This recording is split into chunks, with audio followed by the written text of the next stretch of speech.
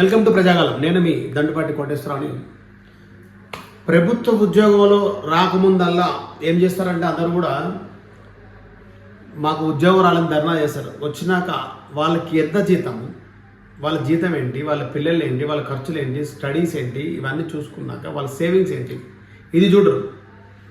వాడు ఎవరైనా కంప్లైంట్ ఇస్తే ఇన్ని కోట్లు ఉన్నాయి, 100 కోట్లు ఉన్నాయి, 1000 కోట్లు ఉన్నాయి చెప్తారు. అప్పటి వరకు ఏం చేస్తారు మీరు అధికారులు కూడా? అంటే మీ కులానికి చెందిన వారేనైనా ప్రభుత్వ ఉద్యోగాలు అని చెప్పి ఊరుకుంటారా? కంప్లైంట్ ఇస్తే కానీ పట్టించుకోరు. ఎందుకంటే ఈ మధ్యకాలంలో నేను కూడా ఏలూరు ఎస్ఎఫ్సీలో పనిచేస్తున్న ఒక వ్యక్తి, మనకు తెలిసిన వ్యక్తి, ఒక 5-6 సంవత్సరాలు అవుతుంది ఉద్యోగంలో జాయిన్ అయ్యి ఎక్కడెక్కడో పొలాలు స్థలాలు కొంటున్నాను. ఆయన జీతం ఎంత, ఆయన ఖర్చులు ఎంత, ఏంటి, ఇవన్నీ చూడరు. వీటి మీద కూడా అందరి మీద మనం కంప్లైంట్లు ఇచ్చుకుంటూ పోవాలి, వాళ్ళకి శత్రుత్వం పెంచుకోవాలి. ఎందుకు చెప్తున్నామంటే ఇది జిహెచ్ఎంసీలో ఉన్న దుందిగల్లు మున్సిపాలిటీ ప్లస్ కుద్లాపూర్ నియోజకవర్గంలో మా కుద్లాపూర్ మున్సిపాలిటీలో ఉన్న ఈ బిల్డింగ్లు ఎవరికి అంటే మీరు ఉద్యోగం దేనికి చేస్తున్నారు? విలేకరులు ఫోటో తీసుకొని మళ్ళీ వాళ్ళు కంప్లైంట్ ఇస్తే వాళ్ళకి ఏదో మాట్లాడడమా, లేకపోతే మీరు వెళ్ళి మీ పని ఏంటి? 1, 2, 3, 4 అసలు G+2 అయితే 5 ఫ్లోర్లు 6 ఫ్లోర్ కట్టిన వరకు ఏం చేస్తున్నారు? టౌన్ ప్లానింగ్ టీపీఓ ఉంటాడు, వాళ్ళకి నెలకి అంటే ఒక ఫ్లోర్ వేస్తే 2 లక్షలు తీసుకుంటాడని తెలిసింది. ఒక ఫ్లోర్ వేస్తే వాళ్ళు ఎక్స్ట్రా ఫ్లోర్ వేసుకుంటే 2 లక్షల రూపాయలు, 1 లక్ష రూపాయలు వాళ్ళకి ఇచ్చారు. ఆ 1 లక్ష రూపాయలు 2 లక్షలు కమిషనర్కి వరకు వెళ్తున్నాయి. వాళ్ళకి 1000 దగ్గర ఉండిపోతున్నాయి. చూడండి ఎట్లుంటుంది ఇది పరిస్థితి. ఇది మీకు ఒక విషయం చెప్తా చూడండి.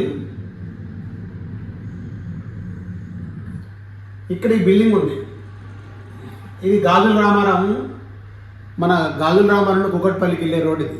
ఆ రోడ్డు ఇప్పుడు కన్స్ట్రక్షన్ పెద్దగా అవుతుంది, కింద డ్రైనేజ్ వర్క్ అవుతుంది. అది వైన్ షాప్ దాటంగానే లెఫ్ట్ సైడ్లో ఒక పెద్ద బిల్డింగ్. మరి కోర్టు నుండి ఆర్డర్ తెచ్చుకున్నారా, స్టే ఆర్డర్ ఏమైనా, లేకపోతే ఎందుకు అంత పెద్ద బిల్డింగ్ కడుతున్నారు? రోడ్డుకు ఉంది అన్నమాట. రేపు పొద్దున్న రోడ్డు పెద్దదైతే 80 ఫీట్ రోడ్ అయితే అది సగం అపార్ట్మెంట్ పోతుంది.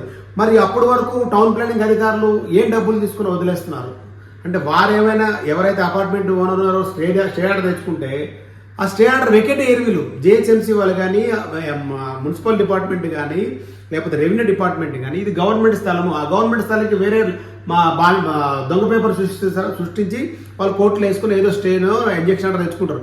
కట్టుకోమని ఎక్కడ ఇయ్యరు. కానీ వీళ్ళు ఏం చేస్తారు, దాన్ని వెకెట్కి వెళ్ళరు. ఎందుకంటే వీళ్ళ డబ్బులు వీళ్ళకి వస్తాయి కాబట్టి. వెకెట్కి ఇప్పుడు నీకు ప్రభుత్వ అధికారం ఎందుకు ఇచ్చారు? నువ్వు చేయాల్సిన పని ఏంటి? నీకు ప్రభుత్వ అధికారం ఇచ్చిన తర్వాత ఈ బిల్డింగ్ కూడా రోడ్డుగా ఉంటుంది. నేను అన్నది ఏంటంటే ఏం చేస్తున్నారు? మీకు ఎవరైనా కంప్లైంట్ ఇచ్చినా సరే పట్టించుకోరు. సరే మీ పని ఏంటి? మీరు ఉద్యోగం దేనికి చేసుకుని వచ్చారు? వాళ్ళ దగ్గర వెళ్ళి డబ్బులు తీసుకొని ఇష్టం వచ్చిన పర్మిషన్ ఇవ్వడానికైనా. ఇక్కడ ఉన్న గాజుల రామారంలో ఉన్న నరేష్ టౌన్ ప్లానింగ్ టీపీఓ అయితే విచ్చలవిడిగా, అంటే నెల వచ్చేసరికి ప్రతిరోజు ఆయన జోబులో 50,000 లేదా ఇంటికి వెళ్ళని చెప్పి ఎన్ని పేపర్లో కథనాలు వచ్చినాయి. మరి ఆయన్ని ఇక్కడ నుండి ట్రాన్స్ఫర్ చేస్తున్నారు. సస్పెండ్ ఎందుకు చేయట్లేదు? సరే ఆయన డబ్బులు తీసుకోలేదు, మేమే తప్పు చెప్పిన అనుకుందాం.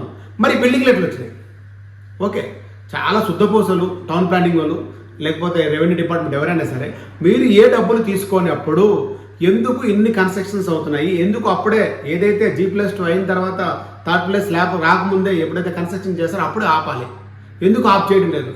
ఇప్పుడు 100 కన్స్ట్రక్షన్స్ అయినాయి, మీరు ఒక్క రూపాయి తీసుకోలేదు. చాలా నీతిమంతులు. మీరు అసలు నరేష్ కొరకు చెప్పడానికే లేదు. ఆ టౌన్ ప్లాన్ నరేష్ అయితే గాజుల రామారంలో కొంతమంది G+2 నాకు కావాల్సిన వ్యక్తి మా సోదరుడే G+2 కట్టుకుంటే థర్డ్ ఫ్లోర్ వేసుకుంటుంటే ఆయనకి ఎంత హింస పెట్టారంటే అట్లా హింస పెట్టారు. అట్లా 5 ఫ్లోర్లు 6 ఫ్లోర్లు ఆయనకి 1 లక్ష రూపాయలు 2 లక్షలు ఇచ్చేయాలి ఆ ఫ్లోర్కి, అప్పుడు ప్రాబ్లం లేదు. ఇది ఇలా జరుగుతుంది. ఆ దుందిగల్ మున్సిపాలిటీ కూడా సేమ్ ఇదే పరిస్థితి. కనుక దయచేసి ఇకనైనా సరే, కొత్తగా అమరాపాల్ గారు వచ్చారు, ఐఏఎస్ గారు, దయచేసి ఇట్లా టౌన్ ప్లానింగ్లో జరుగుతున్న, జిహెచ్ఎంసీలో జరుగుతున్న చాలా విషయాలు, నేను లాంగ్ డ్రైవ్ కొరకు భాగ్యనగర్ కాలంలో విజయనగర కాలంలో ఉన్న లాంగ్ డ్రైవ్ ఎన్నో వీడియోలు వేసాం.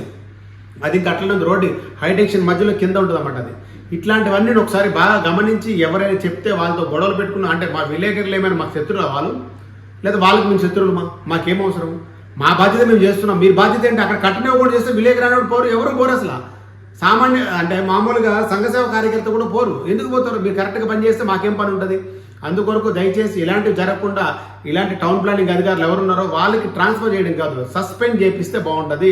వాళ్ళ ఆస్తులు కూడా రికవర్, ఎందుకంటే ఆర్ఏ పరమేశ్వరుడు సస్పెండ్ అయిన తర్వాత ఇంత ఆస్తులు అని చెప్పి కలెక్టర్ గారే ఒక నివేదిక ఇచ్చి కలెక్టర్ గారే సస్పెండ్ ఆర్డర్లు ఇచ్చిన తర్వాత ఈరోజు ఆస్తులు జప్తు చేసుకున్నారో కూడా తెలియదు.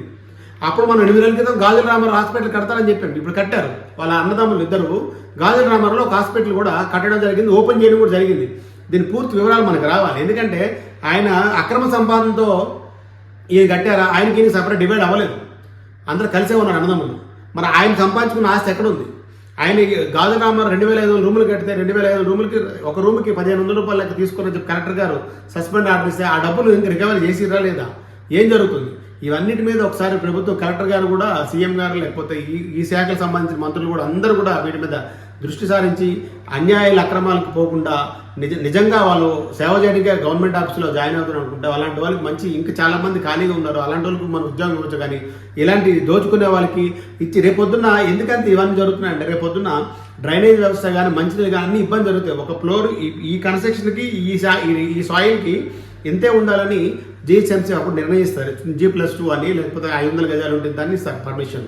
కానీ 6 ఫ్లోర్లు 5 ఫ్లోర్లు కట్టుకోవడం వల్ల అక్కడ స్ట్రెంత్ పెరగడం వల్ల దానికి డ్రైనేజ్ వ్యవస్థ కానీ మంచినీళ్ళు కానీ లేకుంటే ఆ బిల్డింగ్ ఆ మట్టి సాయిల్ కానీ ఎంత ఇబ్బంది జరుగుతుంది.